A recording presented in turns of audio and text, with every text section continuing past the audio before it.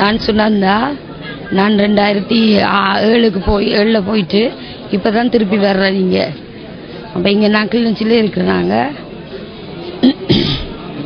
போய் பாக்குறேன். இல்ல போய்தான் பார்க்கணும். நான் இந்தியாவுக்கு இதால வந்தேன், தண்ணி கப்பல்ல. இப்போ சிலோனுக்கு பிளேன்ல வந்துட்டேன். அவ்வளோதான். நம்ம இடிஞ்சி போகணும் இந்த சொந்த மண்ணில் ஆசையாக இருந்தது வந்தேன். என்னண்டு வீடா? வீடு இருந்ததுதான். இப்போ இருக்குதோ இன்னவோ தெரிக்க தெரியாது. 17 வருஷம். நாங்கள் அங்கே போய் 24 வருஷம் ஆச்சு.